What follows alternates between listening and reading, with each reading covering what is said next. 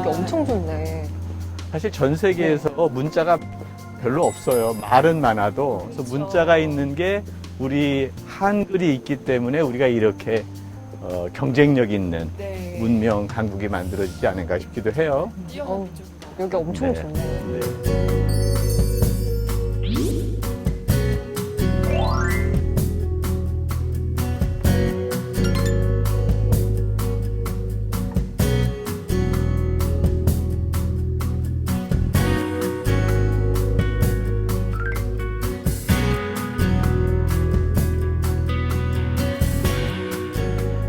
자, 오늘은 한글박물관에 직접 나왔습니다. 570세돌 한글날을 맞이해서 자랑스러운 우리의 문화유산 한글에 대해 제대로 알아보는 시간 가지기 위해서인데요. 네. 두 분 밖에 나오니까 어떠세요? 소풍 온 것 같아요. 너무 네. 좋죠. 네. 특히 가을 햇살과 이 아주 신선한 공기가 우리를 아주 풍요롭게 하네요. 네, 그래요. 저도 뭐 국문과를 나와서 한글을 잘 알고 있다고 생각을 했었는데 사실 요즘에 보면은 뭐 패션이라든가 문화, 예술 이런 분야에 한글이 사용되고 있는 걸 보면 모르는 게 너무 많더라고요. 그렇죠. 오늘 좀 확실히 좀 배워갔으면 좋겠고 시청자 여러분들도 한글 박물관 한번 방문해 보시면 좋을 것 같습니다. 네, 사실은 말과 글이 문명의 씨앗인데요. 우리는 한글이라고 하는 말을 표현할 수 있는, 글로 만들 수 있는 문자를 가지고 있어서 전 세계적으로도 최고의 어떤 인류 그리고 문명을 만들 수 있었던 게 아닌가 싶고요. 세종대왕이 아날로그 시대의 한글의 어떤 멋진 가능성들을 열어놨다면 우리 후손이 지금 디지털 시대로 그것을 구현하고 있는 게 아닌가 생각도 듭니다. 그렇군요. 세종대왕님 감사합니다. 감사합니다. 감사합니다. 자, 오늘 이렇게 한글에 대해서요, 하나하나 낱낱이 알려줄 분이 안에서 기다리고 계십니다. 안으로 한번 들어가 보실까요? 네. 가시죠. 아, 좋습니다. 오늘 지금 네, 포스터 너무 예쁘게. 오셨네. 안녕하세요. 안녕하세요. 만나서 반갑습니다. 오늘 우리 한글 창제에 대해서 설명해 주실 박하늘 해설사님 모셨습니다. 네, 일단 박수 한번 치시고요. 감사합니다. 오늘만큼은 교과서나 책에서만 봤던 이 한글을 좀 맛보고 느끼고 생각할 수 있는 그런 시간을 가지게 될 것 같아요. 네, 그런데 시청자분들께서 대부분 다 국립 한글박물관이 있다는 것을 잘 모르시는 것 같아요. 사실 국립이 들어갔다는 것은 국가에서 의미를 부여해서 국가 예산으로 만든 것 같고요. 한글의 의미를 더욱 강조한 것 같은데요. 보통 여기 국립박물관 많이 들어오시는데 용산 국립박물관 바로 앞에 있는데 맞아요. 여기 많이들 오시나요? 네, 많이들 찾으시고요. 저희 어린이들이나 우리 내국인뿐만 아니라 외국인 분들도 굉장히 많이 오십니다. 저희 국립한글박물관은 2014년 10월 9일 한글날에 문을 열었고요. 우리나라 고유의 문자 한글의 가치를 알리고 그 자료를 연구 보존하기 위해서 문을 열었습니다. 지금까지 굉장히 많은 분들이 찾아주고 계시고요. 또 가장 중요한 건 무료입니다. 입장료가 없다. 근데 뭐 많이 오신다고는 했지만 그래도 시청자 여러분들 중에서 많은 분들은 아직 못 오신 분들도 계시니까 이번 10월 달에는 꼭 방문해서 국립 한글 박물관의 묘미를 잘 즐겨주셨으면 하는 기대를 갖고 있죠? 네, 물론입니다. 네. 오늘은요, 이 박하늘 해설사께서 이 한글 창제에 대한 이야기를 하나하나 들려주실 거라고 합니다. 우리 이제 안으로 들어가서 얘기를 나눠볼까요? 네. 들어가시죠.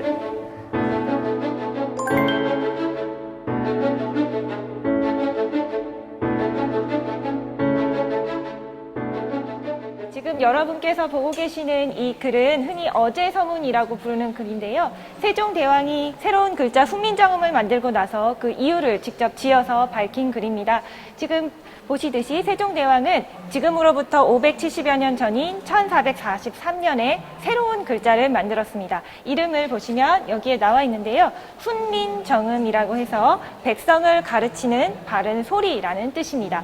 그리고 3년 뒤인 1446년에는 새로운 글자에 대한 해설서를 펴냈는데요. 이름은 똑같이 훈민정음입니다. 이 글은 그 해설서 맨 앞에 실려 있는 글입니다. 옛날 우리 중학교 때, 고등학교 때 이거 외우지 않았어요? 맞아요. 나란 말씀이 중국에 달아 문자와로 서로 사마띠 아니할세. 공부도 잘하셨군요. 기억나요. 어르신들이 이걸 다 외우시더라고요. 어르신이요? 외우지 말아야겠다. 자, 보시면요. 말씀하신 대로 나란 말씀이 중국에 달아 이렇게 시작합니다. 즉 우리 말이 중국과 다른데 예전에는 중국의 글자인 한자를 쓰고 있었습니다. 우리가 흔히 이두라고도 하고요. 글자를 빌려서 쓴다라고 해서 차자표기법이라고 합니다. 근데 이 차자표기법 자체도 굉장히 복잡했는데 문제는 한자라는 글자 굉장히 복잡하잖아요. 숫자도 수만 자에 이를 정도로 많고요. 또 이 글자 하나를 외우려면 뜻이랑 소리랑 의미를 다 외워야 됩니다. 그렇기 때문에 대부분의 백성들은 글자를 배우지 못했습니다. 세종대왕이 이런 분들을 안타까워하는 마음으로 만든 것이 바로 글자 훈민정음이고요. 보시면 여기에 여러 가지 그 이유를 보실 수가 있는데요. 백성들을 안타까워하는 마음으로 쉽게 익혀서 편하게 쓸 수 있도록 만들었다라는 내용이 여기에 담겨 있습니다. 훈민정음을 이전에는 뭐 언문이다, 좀 한글을 낮잡아 부르는 말, 좀 속되게 이르는 말로 부르기도 했잖아요. 네. 그럼 한자 비교했을 때 조금 뭐랄까 좀 부족하다 이런 식의 인식이 있었던 건 아닌가요? 언문이란 말 자체가요. 게다가 또 처음에. 언문이라는 말 자체가 그렇게 좀 낮춰 부르는 말이기 때문에 임금이 그 친히 만든 그 문자에 그런 말을 써도 됐는지 그런 것도 좀 궁금하고요. 원래 언문의 언자를 보면요, 속된 말이라는 뜻도 있지만 일상적인 말, 속담 이런 뜻도 있습니다. 조선왕조실록의 훈민정음 창제 기사를 보시면요, 이달의 임금께서 친히 언문 28글자를 창제하시니 라는 내용이 있어요.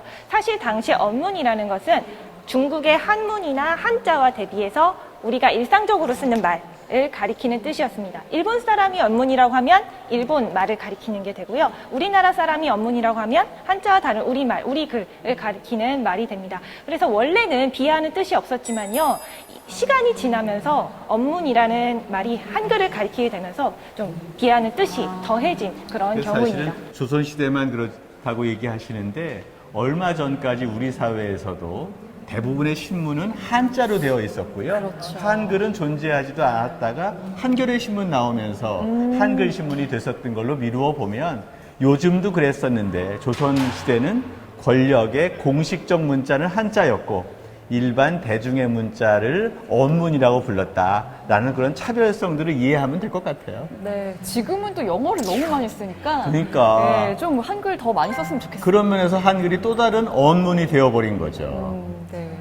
어쨌든 낮잡아 이르는 말이라기보단 그 나라의 말이라고 그렇죠. 해석을 하면 좋을 것 같아요. 네. 계속해서 그럼 이동을 좀 해보실까요? 네.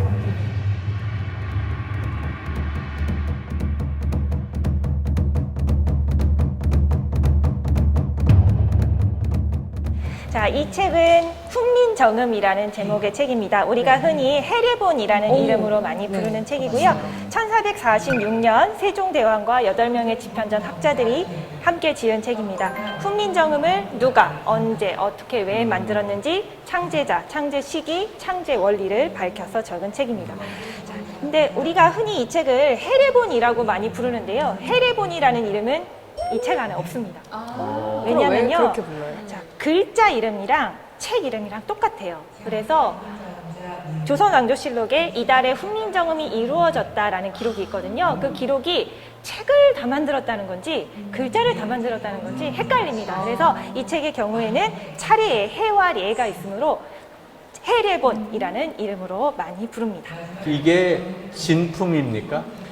저희가 정말 진심으로 진품을 놓고 싶은데요. 사실 네. 훈민정음 해례본은 간송미술관에 딱 한 권이 보관되어 있습니다. 그래서 진품을 만드는 방법과 똑같은 방식으로 영인본을 만들어서 전시를 해놨고요. 참고로 이 영인본이 제 월급보다 훨씬 비쌉니다. 아, 영인본도? 네. 근데 사실은 우리가 간송 선생님 얘기를 했는데 네. 성북동에 우리나라의 어떻게 보면 최고의 박물관이 간송박물관이거든요. 근데 간송 전영필 선생님은 일제시대 때 우리의 문화재가 다 싼 가격으로 일본으로 건너가던 시절이었거든요. 근데 이 해례본을 그 당시에 10,000원, 지금으로 치면 집이 10채 값이라는데 이 해례본을 일본으로 건너가는 것을 막아서 지금 간송미술관에 보관하고 있는데 정말로 훌륭한 애국자의 역할을 하신 게 아닌가 생각이 들어요. 네, 그렇습니다. 사실 당시에 그 고서의 가격은 다른 도자기나 다른 종류의 문화재에 비하면 사실 그렇게 비싼 것은 아니었거든요. 근데 간송은 후민정음 해례본의 가치를 알아보고 이렇게 소장을 하게 된 것입니다. 뿐만 아니라 6.25 전쟁 때는 열심히 모은 대부분의 보물을 서울에 두고 피난을 가셔야 했대요. 근데 이 후민정음 해례본은 항상 품에 품고 다니고 잘 때는 머리맡에 두고 자면서 지켜냈다는 이야기가 있습니다. 세상에. 진정한 애국자시죠. 간송 선생은 그렇게 해례본을 지켰는데 요즘에 해례본을 가지고 있다고 하면서 몇백억씩 달라고 하는 그런 우리나라 한 분이 계신데 정말 진정한 애국이 무엇인지를 다시 한번 상기했으면 좋겠다 생각도 하게 되네요. 정말 우리나라처럼 이렇게 뭐 반포, 시기, 창제자 그럼요. 모든 걸 알 수 있는 언어가 한글밖에는 없다고 들었어요. 네, 사실일까요? 지금까지 확인된 바로는 그렇다고 하고요. 전 세계에 문자가 약 200여 개 정도라고 합니다. 그 가운데 자주 쓰는 것이 30여 개 정도라고 하고요. 근데 또 그 중에서도 창제 시기의 기록이 이렇게 남아있는 글자는 우리 한글밖에 없다고 합니다. 쉽게 얘기해서 우리가 서양 문화의 사실 문자라고 할 수 있는 알파벳 문화 이런 거 없잖아요. 중국의 한자 이런 거 없거든요. 이제 이럴 때 일본 이런 거 없거든요. 나는 그래서 한글에 이런 해례본이 있다는 것은 우리가 진짜 문자를 원리 원칙, 과학적 원리 원칙에 따라서 창제했다는 것에 방점을 찍을 수 있는 유일한 근거가 아닌가 싶어요. 참고로 이 후민정음 해례본은 우리가 쉬고 있는 한글날의 기준이 되기도 했는데요. 맨 뒤쪽에 정인지라고 하는 학자가 쓴 서문에 보면 음력 9월 초에 만들어졌다 이런 기록이 있습니다. 정확히는 1일부터 10일까지의 기간인데요. 바로 이 음력 9월 10일을 양력으로 바꾼 것이 한글날 10월 9일입니다. 네. 각야날이라고 부르기도 하잖아요. 처음에 1926년에 조선어학회에서 처음으로 한글날을 정했거든요. 그때는 뭔가 잘못 전달이 됐던지 각야날이라는 이름으로 재밌는 그게 이름으로 또 정해졌습니다. 기억, 이렇게 뭐 니은 이런 것들을 얘기한 거니까 그것도 뭐 또 의미가 있을 수 그렇죠. 있겠네요. 네. ABC-날 이렇게 하는 거랑 비슷한 것 같아요. 지금은 한글날로 정해져 오고 있습니다. 한글날. 한글날인 걸로. 네. 아, 대본에는 없는 얘기였군요. 네. 그렇습니다. 네. 근데 그게 정인지 선생님이 쓴 책을 보면 기억이 맞는지는 모르겠지만 보통 사람이라면 한글의 창제 원리 따라서 하면 하루 만에 다 읽을 수 있고. 그 얘기 들어봤어요. 네. 그리고 좀 머리가 나빠도 한 일주일쯤 배우면 안다. 이런 정도로 쉽게 익힐 수 있는 거라는 뜻이죠. 그렇습니다. 정확히는 똑똑한 사람은 반나절이면 익힐 수 있고 아, 하루가 아니라. 어리석은 사람이라도 열흘이면 익힐 수 있다 이렇게 나와 옛날 있는데요. 분들이 좀 과장이 심하시니까. 네. 아, 근데 저 그런 얘기 들어본 적 있어요. 그 한국에 오는 비행기 안에서 옆에 앉은 외국인한테 이 한글 읽는 법을 알려줬다는 얘기가 있어요. 그러니까 비행기 시간 동안에 다 익힐 수 있을 만큼 쉬운 글자라는 거죠. 네. 네, 그렇게 쉬운 글자를 만든 원리는요, 사실 다른 기록에는 없습니다. 이 해례본에만 있습니다. 네.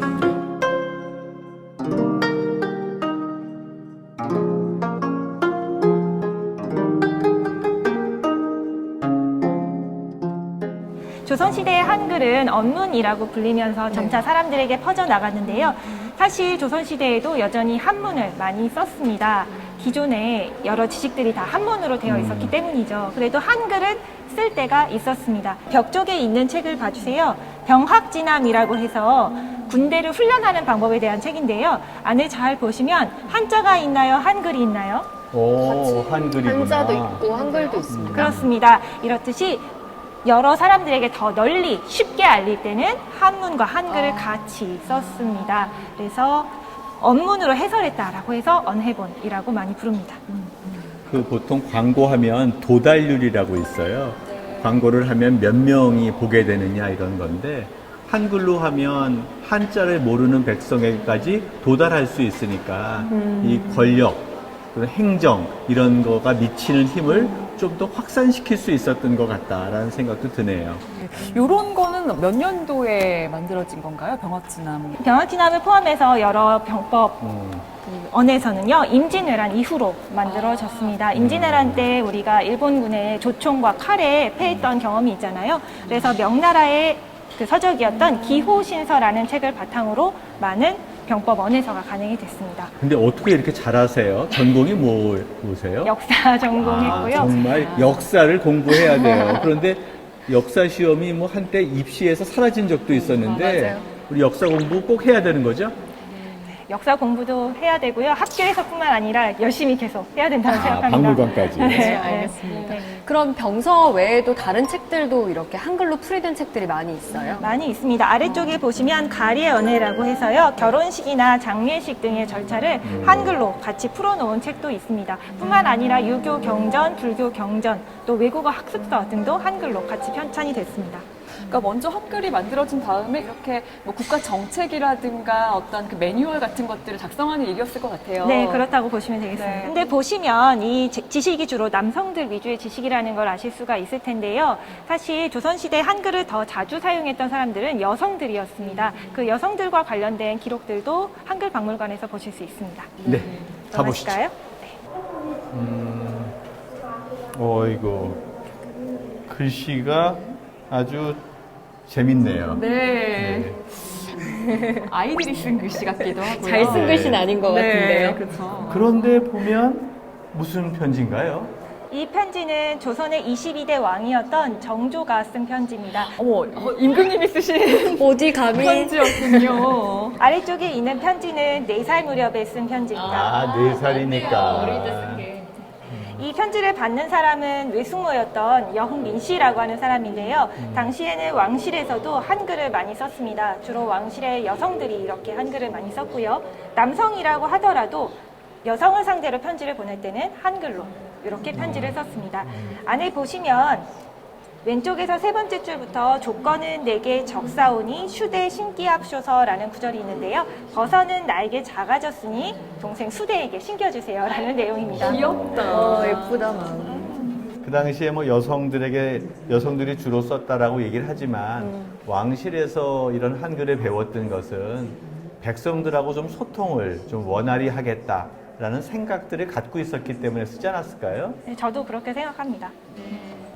그러니까 사실은 이 통치자의 입장에서 본다면 보다 더 어떤 정치의 이념이나 국가의 통치 철학 이런 것들을 널리 알려야 되는데 뭐 한자로만 써놓으면 모르시는 분들이 계시잖아요. 맞아요. 그런 면에서 한글이 어떻게 보면 정치적 또는 나라의 경영 이런 것을 위해서도 꼭 필요했었던 게 아닌가 싶네요. 그리고 위쪽에 있는 편지도 함께 봐주세요. 42세 때 쓴 편지입니다. 글씨가 굉장히 예, 달라졌죠. 다르네요. 네. 제가 이 편지를 좋아하는 이유가 있는데요. 먹을 것 이름이 굉장히 많이 있기 때문입니다. 그래요? 어디 있어요? 인삼일량. 그렇죠. 뭐. 바로 위쪽에 가로로 되어 있는 쪽지가 붙여져 있는데요. 사실 이 편지는 설날 열흘 전에 명절 안부 편지로 보낸 것입니다. 선물을 같이 보내면서 확인하시라고 쪽지를 보냈는데요. 안에 보시면 다양한 먹을 것 이름이 있습니다. 또 뭘 찾으셨나요? 광어도 있죠. 병어도 있는 거 아니에요? 광어, 대구, 전복 등의 그러니까. 것들이고요. 건희씨처럼 곶감도 있습니다. 옛날에 좋았던 건 지금도 좋네요. 다 좋은 건데. 맞네요. 근데 나는 사실 이거는 어른이 돼서 완전히 규격화되어져 있는 문자라면 5살 때 쓴 왕의 이 문자는 훨씬 자유롭고 아주 그 어떤 뭐 자유로운 영혼이 담겨 있는 것 같아요. 이게 왕이 되느냐고 얼마나 스트레스를 받았는지. 이게 지금 이 글자는 인쇄한 것처럼 그렇죠. 그렇게 반듯하네요. 네. 자, 이렇듯이 당시에는 조선 왕실에서도 우리나라 한글을 써왔다라는 걸 아실 수가 있습니다. 네, 한글이라는 게 정말 그 정치 행위를 위해서 꼭 필요했었던 소통의 도구가 아니었나 생각이 듭니다. 네. 오늘 이렇게요, 박하늘 해설사님 모시고 한글의 창제 원리부터 사용의 방법에 이르기까지 의미 있는 얘기 많이 나눠봤어요. 선생님 오늘 어떠셨어요? 저 훌륭하신 분들과 함께해서 굉장히 즐거웠고요. 오늘 이를 계기로 많은 분들이 한글 박물관을 더 많이 찾아주시면 감사하겠습니다. 입장료 무료라는 거. 그러니까 사실 국가가 해야 될 아주 소중한 역할입니다. 이런 거 무료로 해서 많은 사람들이 오고 역사에 대한 관심 더 많아졌으면 좋겠습니다. 네. 이렇게 현대의 한글은 우리가 사용하는 언어를 넘어서 우리 삶 깊숙이 아주 파고 들어 있는데요. 2019년에 지금 우리는 이 한글을 어떻게 쓰고 있는지 그 현장을 직접 찾아가 봤습니다.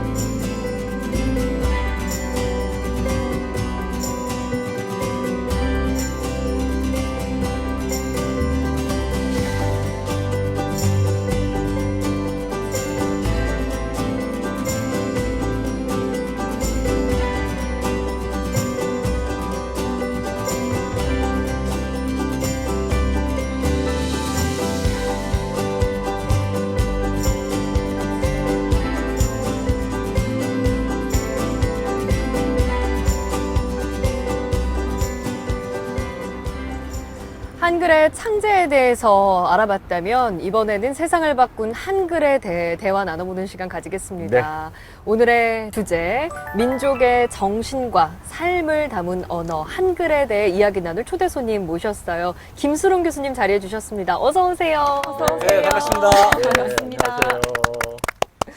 이 유네스코는 우리 한글을 세계 최고의 언어다 이렇게 네. 평가를 하면서 1989년에 세종대왕상도 만들었어요. 그래서 세계 문맹태치에 기여한 뭐 단체나 개인에게 이 상을 주고 있는데 네. 그러니까 과학적인 언어라는 거 우리는 알고 있지만 누가 설명해 달라고 하면 어떤 점이 과학적인 거지? 좀 설명하기 어려운 네. 것 같아요.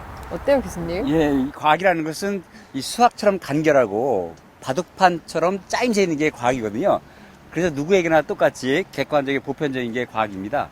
바로 한글이 그런 과학적 특성을 갖고 있다는 거죠. 그래서 이를테면 우리가 너, 나 이럴 경우에 그때 나오는 첫 소리 니은은 전 세계 누가 발음해도 만약 똑같이 발음한다고 한다면 혀 끝이 윗 잇몸에 닿는 모습을 띄게 됩니다. 그때 세종대왕께서 그거를 정확히 직선만으로 수직선, 수평선 이렇게 그 기하이죠. 평면 기하라고 하는데 유클리드 기하 이런 간결한 그 도형으로 만들었기 때문에 누구나 똑같이 쉽게 쓰고 읽을 수 있게 된 거죠. 이게 가장 핵심적인 과학이 한글 과학이고요. 또 하나는 이렇게 기본자를 만든 다음에 이게 확장시켜 나가는 그 과정이 대단히 규칙적입니다.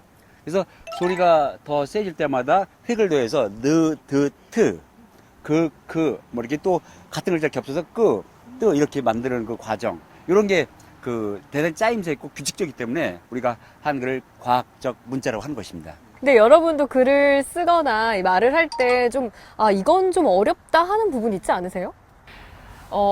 띄어쓰기 띄어쓰기. 맞아. 많이 틀립니다. 네, 아직도. 교수님은 어려운 거 없어요? 어려운데요. 네. 우리가 사실은 일상적인 소통을 위한 말과 글이 일치된다는 거 상당히 효과적인 거고요. 뭐 한자 같은 경우는 사실 그렇지 않잖아요. 말글이 아니니까. 그러니까 그런 면에서 우리는 기본적으로 훌륭한 자산을 갖고 있다. 세종대왕이 만드신 문자에 대한. 그리고 그것의 띄어쓰기 이런 건 우리의 약속이니까 약속을 사회적으로 정해놓고 우리가 학습을 통해서 배우면 그만큼 소통이 쉽다 이런 얘기니까 그건 좀 다른 차원으로 이해하셔도 될 것 같습니다. 나는 어렵지 않다.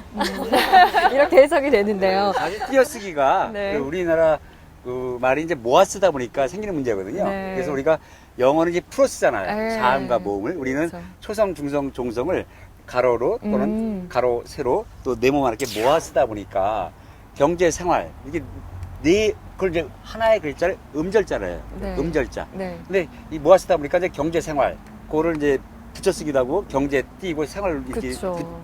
띄어 쓰기도 하고 붙여 쓰기도 하고 그러거든요. 근데 그거는 이제 우리가 그 사전에 실려서 하나의 낱말이 되면 붙여 쓰는 거고 두 낱말 이상 띄어 쓰고 그런 건데 네. 이건 역시 우리가 언어 생활 속에서 우리가 얼마나 많이 읽고 쓰냐에 따라서 그 습관화되면 되는 건데 네. 너무 거기에 과도한 의미를 부여할 필요는 없다고 봅니다. 네. 실제로- 그렇다고 어렵다고 해서 한글 배우는 걸 소홀히 하면 안 됩니다. 그렇죠, 그렇죠. 알겠습니다. 명심하겠습니다. 근데 한 조사에 따르면 실제로 우리 국민의 한 95%가 이 맞춤법이 헷갈린다 네. 대답을 했는데 가장 헷갈리는 게 윤성원 북벤처럼 띄어쓰기가 네. 1위였어요. 그 2위가 되다? 되다 되지 할 때 그 되지. 부분이 좀 어렵다라고 한 사람이 2위였고요. 그렇죠. 그 세 번째 존댓말 어렵다고 하는 사람들이 그렇죠. 굉장히 많이 있더라고요. 맞아요. 이게 매일 쓰는데 참 유독 맞춤법 이런 거 좀 어렵다 생각이 드는데 그것도 습관이다 이렇게 생각을 하시는 거죠? 뭐 습관도 중요하지만 우리가 이제 맞춤법을 어렵다 그러는 이유가 두 가지가 있습니다. 하나는 영어 맞춤법 열심히 하는데 우리말 문법은 소홀히해서 그런 경우도 있고요. 네, 네. 또 하나는 맞춤법이라는 거는 우리가 그 원리가 들어있는 거거든요. 그 원리를 이해하면 쉬운데 원리를 이해하는 학습을 소홀히 하고 무조건 암기하려고 하니까 안 되는 거죠. 그죠? 우리가 되라는 것도 대어 그러면 이게 압축이 되면 대가 되는 거죠. 네. 그래서 대어를 이렇게 두 글자를 쓸 때와 이게 줄임말을 쓸 때 그런 어떤 차이라든가 이런 걸 알면은 우리가 어떤 때는 되라고 쓰고 어떤 네. 때는 대어할 땐 대 이렇게 쓰고 네. 그런 차이를 알 수 있는 건데 그런 원리의 학습을 우리가 소홀히 해서 그렇군요. 어렵게만 느껴지는 거죠. 뭐 옛날에는 또 그런 생각도 했어요.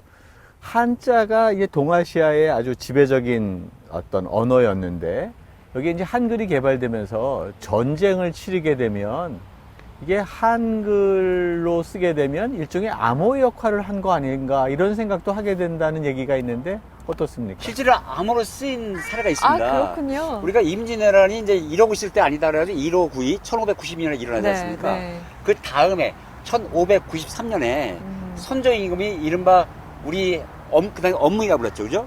그 업문으로 일종의 그 비밀 문서를 그 일본군 포로 잡힌 우리나라 병사들한테 보내는 글을 씁니다, 직접. 그래서 쉽게 말씀드리면 그 포로 잡혀 있죠. 빨리 빠져나와라.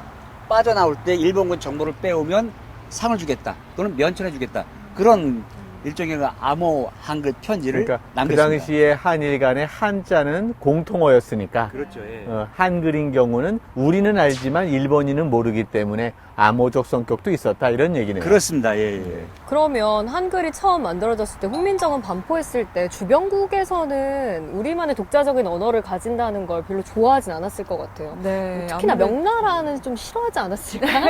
그런 생각이 드는데요. 네. 이제 그런 예상을 갖고 사실은 이제 최만리 선생을 비롯해서 7명이 그렇죠. 1444년에 갑자상소라는 걸 올리면서 네. 이제 명나라를 의식하게 됩니다. 네. 근데 실제로 명나라는 전혀 우리의 문자를 주목하지 않았어요. 왜냐하면 이를테면 이런 논리죠. 오랑캐 나라가 만든 오랑캐 문자일 뿐입니다.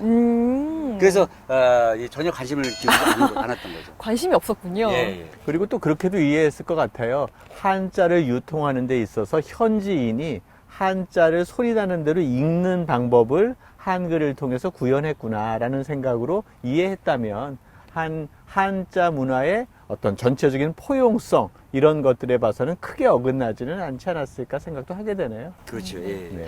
그 한글 창제에 대해서는 세종대왕님이 혼자 단독으로 창제했다. 또 집현전 학자들과 함께 창제했다.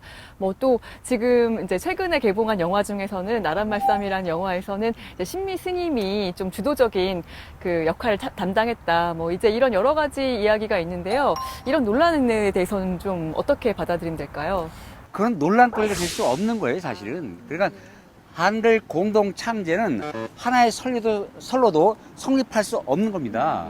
근데 공동 창제설이 생긴 이유는 세종당이 이제 한글을 1443년에 완벽하게 창제한 다음에 그다음에 1446년에 이 훈민정 해례본이라는 책, 요거는 이제 해례본을 한글로 만들어서 4분의 1 정도 축소한 책인데요. 이런 책을 통해서 반포하는 겁니다. 그리고 반포할 때 8명이 도와줘요. 정인지, 최양, 박팽년, 신숙주, 정삼문, 이계, 이솔로, 강희안 이런 8분이 도와주는데 도와주기 때문에 공동창제설이 생겨요. 근데 사실 그분들은 이 책을 만들 때 도와준 것 뿐이지 창제에 관여한 게 아니고요. 그래서 그 명백한 근거는 이 책과 세종실록에 세종이 단독으로 창제했다고 써 있어요. 그리고 8명이 공동 창제했다고 한다면 당연히 개인적으로 쓰겠죠. 그죠? 근데 안 쓰거든요. 그리고 더 제가 충격적으로 말씀드리면 18, 19세기 때 그 실학자들 있죠. 박지원, 박재가, 정약용 이런 분들조차 한글 사용을 거의 사용 자체를 아예 거부하다시피 합니다. 제가 이런 말씀 드리는 이유는 뭐냐면 지금의 시각으로 그걸 비판하자는 게 아니고요. 그 15세기든 17세기, 18세기든 양반 4대부 지식인들은 한글 이외의 문자를 상상하는 게 불가능했습니다. 그런 분들이 어떻게 창제에 관여했겠어요. 다만 우리는 보급 과정에서 그분들이 이런 책을 만들 때 도와줬던 그런 역할을 우리가 존중하고 그 공로를 기려야 됩니다. 신미대사 같은 경우도 이제 이 책이 나오고 나서 한글을 보급하기 위해서 세종당께서 속보상절, 월인청강지고 이런 불경 한글 책을 펴냅니다. 언해본. 거의 바로 나오지 않아요? 그렇죠. 그때 신미대사께서 중요한 역할을 합니다. 그래서 우리는 신미대사 이분을 한글 보급 공로자로 기리고 존경해야 됩니다. 다만 이분도 역시 그 1443년 이전에 그 한글 창제 과정에 관여했다는 증거가 없습니다. 예. 사실은 창제했다는 의미로서의 세종대왕의 주도적인 역할 그런 건 충분히 존중해야 되고요. 그리고 기록에 나와 있는 거니까. 다만 그 사회적 분위기 속에서 한글이 어떻게 태어날 수밖에 없었을까의 조건과 논문 쓰려면 보조연구원들 다 있잖아요. 그런 면에서 스텝들을 통해서 해외의 문물과 글자의 유형들을 많이 모으고 함께 논의했다라는 사실은 별건으로 존중되어야 할 게 아닌가 싶어요. 정말 중요한 지적을 해주셨습니다. 네. 세종의 단독 창제한 거 맞지만 세종왕께서는 22살 임금이 되셔가지고 네. 세종 2년 23살 무렵에 집현전을 재정비합니다. 네. 수많은 인재를 키웁니다. 그 수많은 인재가 세종의 연구를 간접적으로 그렇죠. 돕는 거죠. 그런 건 우리가 존중하고 기대해야 됩니다. 예. 뭐 요즘에 뭐 제1저자 관련돼서 문제가 있는데 그것과는 반열이 다르게 그렇죠. 세종대왕께서 완벽한 창제이고 다만 그러나 그 당시에 혼자 할 수 있는 시간의 제약이 있으니까 여러 인물과 지식인들을 모아서 함께 새로운 창작물을 만들었다. 예. 이렇게 보는 거죠. 그리고 우리가 여기서 또 유의할 것이 불교의 역할이 초기에 대단히 중요했다는 겁니다. 왜냐하면 세종사께서 새로 만든 문자를 사서삼경 같은 그 성리학 책을 통해서 보급하려고 했으면 아마 사대부들의 반발에 부딪혀서 실패했을 겁니다. 근데 세종단께서는 이 책을 내고 나서 그 대단히 그 전략을 잘 짭니다. 성리학 책은 안 되겠다. 대신 백성들의 불교였던 불경을 통해서 보급하면 사찰을 통해서 방방곡곡에 그렇게. 퍼져나게 나가겠구나. 이런 생각을 하는 거죠. 그걸 도와준 분이 소원왕후입니다. 소원왕후께서는 요 책이 나오기 6개월 전에 돌아가세요. 그런데 뭐 돌아가셨으니까 뭐 직접 뭐 보급하는 데 관여한 건 아니죠. 그런데 석보상절 월인청하조 펴낼 때 사대부들, 양마 사대부들이 결사 반대하죠. 성리학의 나라에서 전하 이러시면 아리 되옵니다. 통촉해 주시옵소서. 네. 그때 방어 논리가 뭐냐면 그대들은 나를 보시오. 내가 지금 사랑하는 왕비를 잃고 또 그 왕비 잃기 전에 7째 평원대군, 5째도 광평대군까지 죽었어요. 내 이 고통스러운 이 마음을 헤아려 주시오. 내 이 명복을 빌기 위해서 펴내는 것임을 것이니까 나를 봐주시오. 그래가지고 그 불경 언해책이 보급하는 데 성공하는 겁니다. 그러니까 역설적으로 소원왕후의 죽음이 또 그 불교의 역할이 한글 보급에 결정적 역할을 하게 되는 겁니다. 저는 그 당시에 조선의 사대부들이 그 사회의 지배계급이었고요. 지배계급의 언어는 사실은 한자였지요. 근데 세종대왕이 그런 지배계급의 언어와는 좀 다른 어떤 보다 백성들과 일반 시민들이 이해할 수 있는 문자를 만들었고, 당연히 그러면은 비판적 세력이나 소수 그룹이 먼저 그것을 채택하지 않았나 생각이 들고요. 조선 내내 지배적인 언어와 대안적인 언어로서의 한글이 끝없이 지배와 저항의 갈등 과정을 겪었고, 결국은 조선 말까지 한자가 공식 언어였지만 서서히 보다 많은 여성과 서민들이 더 많이 이용해서 궁극적으로 우리가 한글을 주도적으로 쓰고 있는 그런 문화까지 만들어졌다는 그 전체적인 흐름을 봐야 하는 게 아닌가 싶습니다. 예, 그렇습니다. 네. 가장 중요한 역할을 한 게 여성 계층이었습니다. 네. 그래서 왕실 여성들은 이 공식 문서에 한글만 썼어요. 음. 그러니까 이럴 때 왕비가 영의정한테 그 공문을 보내요. 편지든 뭐든. 그때 반드시 100% 한글만 써요. 그럼 영의정은 왕비한테 편지 보낼 때 뭘로 썼을까요? 한자로. 그것도 100% 한글이에요. 한글로. 그래서 비록 여성이었지만 권력이 있잖아요. 그래서 그 여성 중심으로 해서 그 권위적인 문서에 한글이 쓰이게 되니까 한글이 힘을 받게 된 거고요. 그 다음에 이제 이런 민간 계층에서는 양반가의 여성들이 그래도 여유가 있잖아요. 어차피 하층민들은 아무리 쉬운 문자가 나와도 배울 여유가 없었던 거죠. 근데 양반가 여성은 이제 여유가 있으니까 막 혼수품이 될 정도로 가게하고 거기에 이런 표를 통해서 이 한글을 배우고 편지를 쓰고 또 소설책을 읽고 그러면서 널리 퍼진 거죠.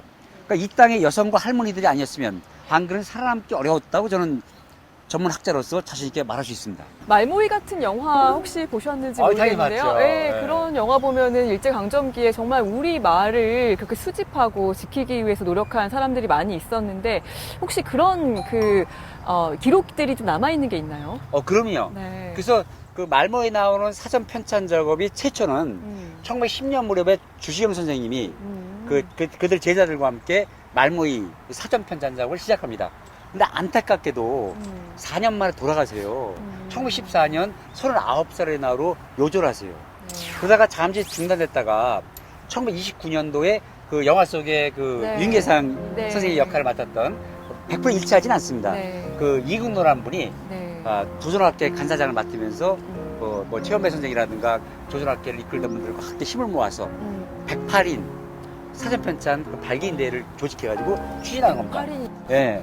그래서 사전을 편찬하는 과정에서 우리 글을 이제 표준화해야 되니까 맞춤법 제정하고 또 1936년에 네. 표준어 정리하고 그러면서 표준어도 존중해주면서 사투리까지 포용하는.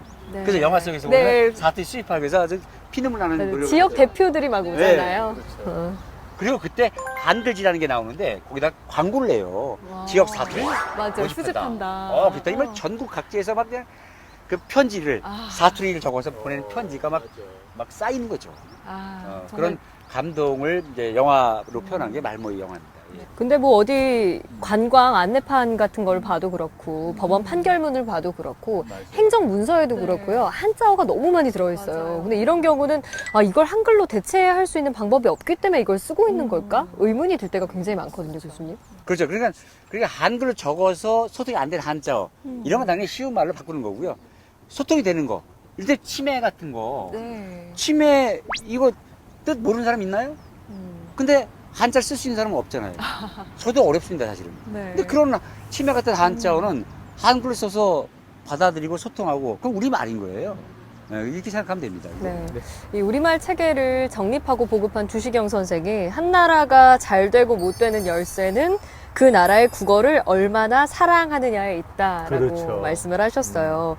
오늘 이 민족의 삶과 정신을 담은 언어 한글에 대해서 얘기를 하다 보니까 네. 참 우리가 매일 쓰고 있는데도 이 한글에 대해서 모르는 게 너무 많았구나 이런 생각이 듭니다. 네, 오늘 선생님 가슴에 있는 저 티셔츠 한번 나란 말씀이 등국에 달아 이거거든요. 야, 훈민정음이 들어있어요. 세종대학교에서 이 한글을 만든 이유는 간단합니다. 누구나 쉬운 문자 배워서 지식과 정보를 공평하게 나누라는 겁니다. 그죠? 실용화시키고 대중화시키고. 그래서 그런 보편적 가치를 우리가 나누는 게 한글날이라고 저는 그래서 생각합니다. 온몸으로 보여주고 계십니다. 예, 예.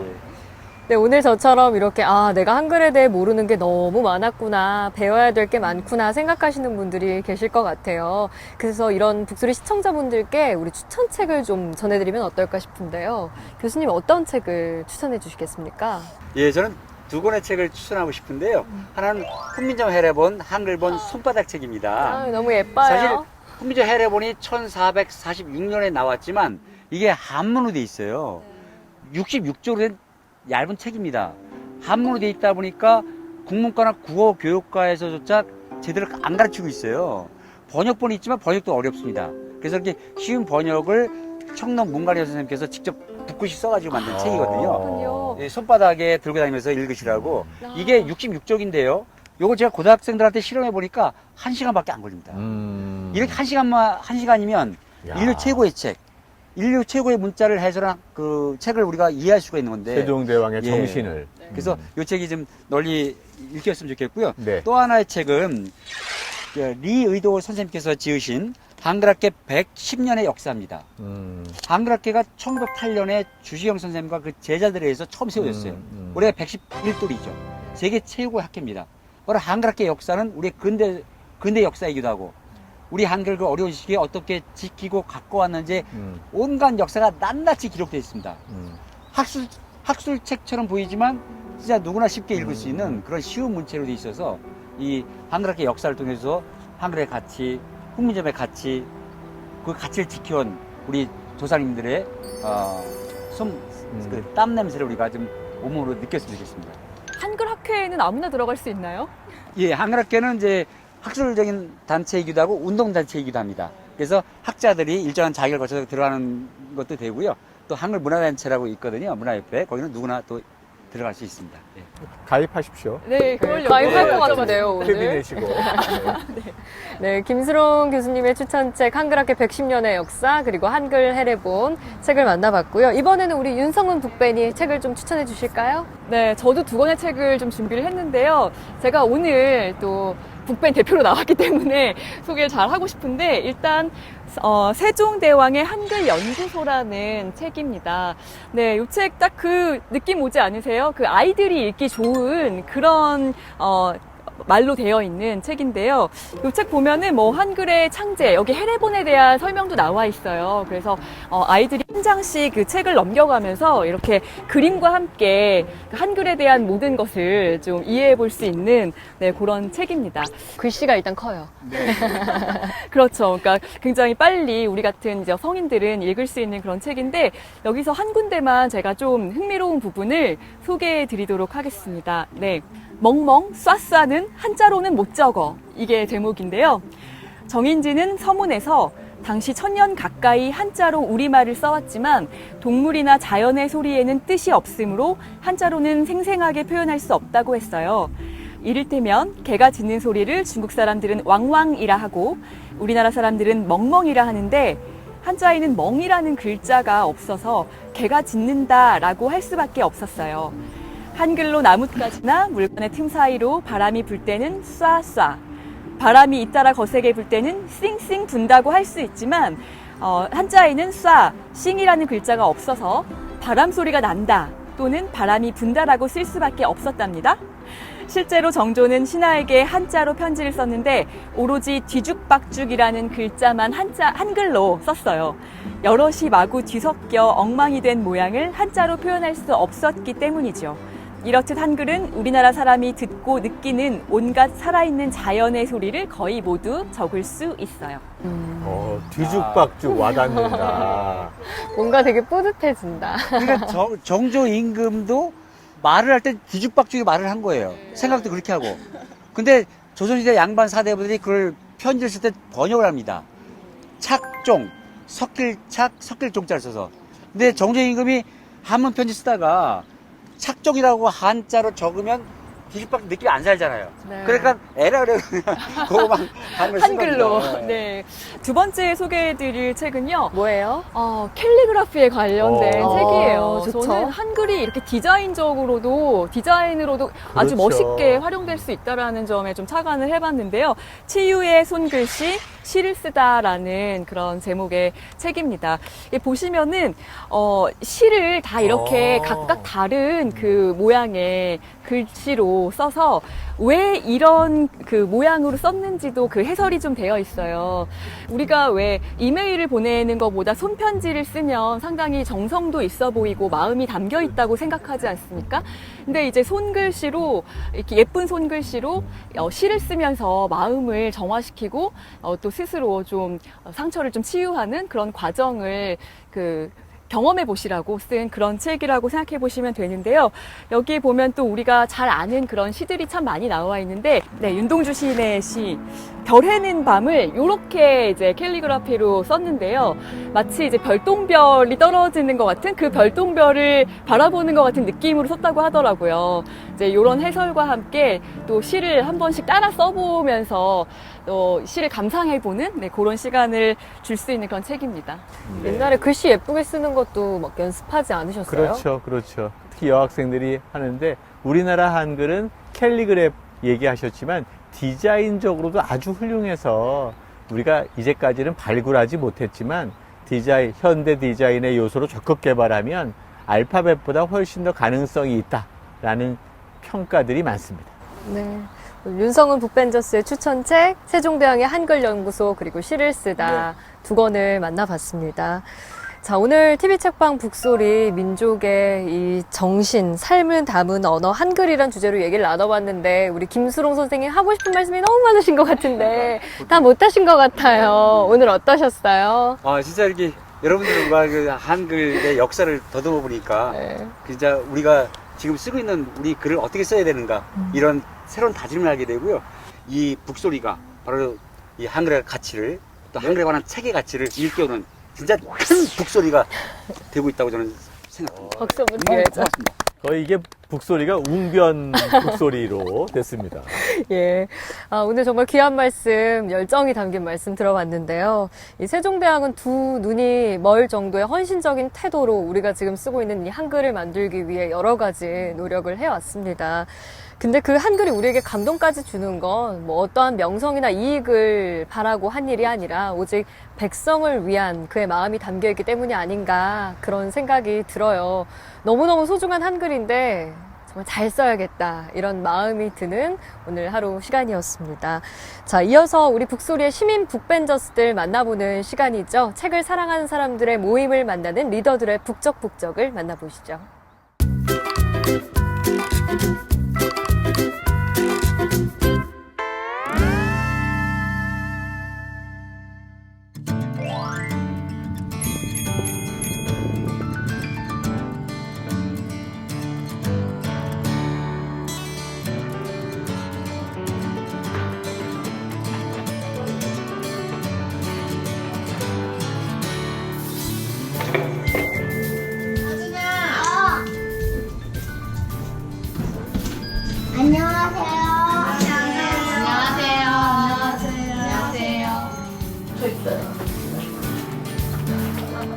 저희는 글쓰기 하는 독서 모임 길입니다.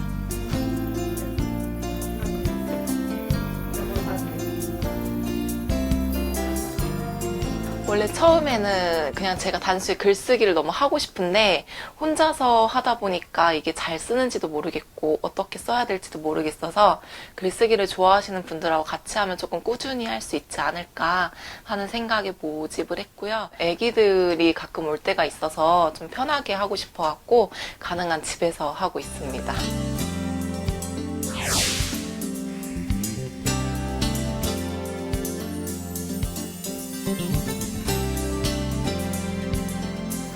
그냥 글을 소재를 찾을 때 그냥 제 과거에 대해서 그냥 경험을 하나 뽑아서 내 이름자 묻힌 언덕 위에도 자랑처럼 풀이 무성할 거외다. 한글날 맞이해서 한글 우리말과 관련된 책이었으면 좋겠다는 생각에 윤동주의 시집을 준비를 해봤고요.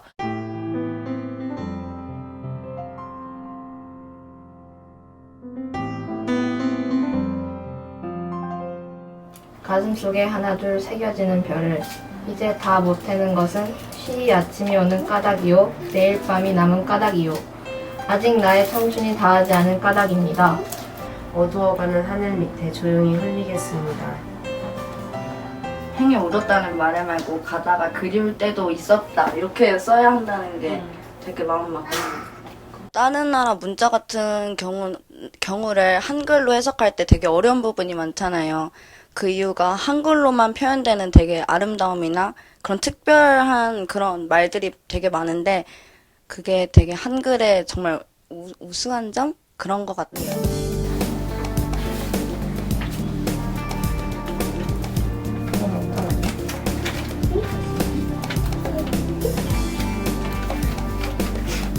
왜 눈물이 나는지 그 이유를 설명을 썼었으면 좋았을 것 같다는 생각이 들어요. 저 편지라는 시를 보고 이렇게 글 쓰게 되었는데 관계가 자연스레 쳐지게 되어도 나중에 미련이 남거든요. 그래서 감정이 깊어지는 날에는 꼭 구구절절 이야기하고 싶어져요. 되게 편안하게 제 생각이 드러나는 문장 같아서 마음에 들어요.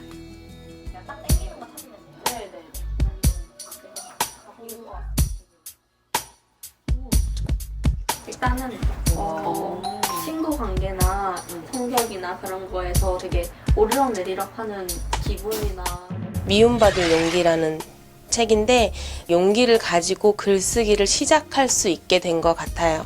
저의 마음을 좀 더 자유롭게 다른 사람의 시선을 의식하지 않고 시작할 수 있게 도와준 책인 것 같습니다. 그런 문장이 있으시면 다른 생각들을 한 곳에서 하나의 책을 읽고 이야기를 나눌 수 있다는 게 굉장히 큰 장점이었고 내가 이래서 행복해지겠다 이런 구체적이고 나를 향한 목표를 만든 것 같아서 정말 좋아요. 좀 많이 읽어줘, 엄마. 알았어.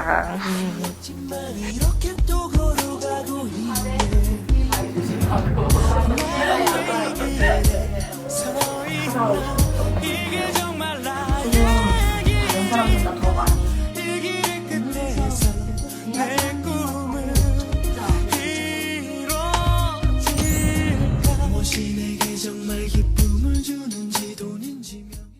TV책방 북소리 한글날을 맞아서 이곳 아름다운 국립한글박물관에서 뜻깊은 이야기 나눠봤습니다. 저희는 다음 주에도 또 유익한 책, 좋은 책 들고 다시 찾아올게요. 인사드릴까요? 네. 북으로 소란한 세상을 이롭게 하라. 다음 주에 만나요.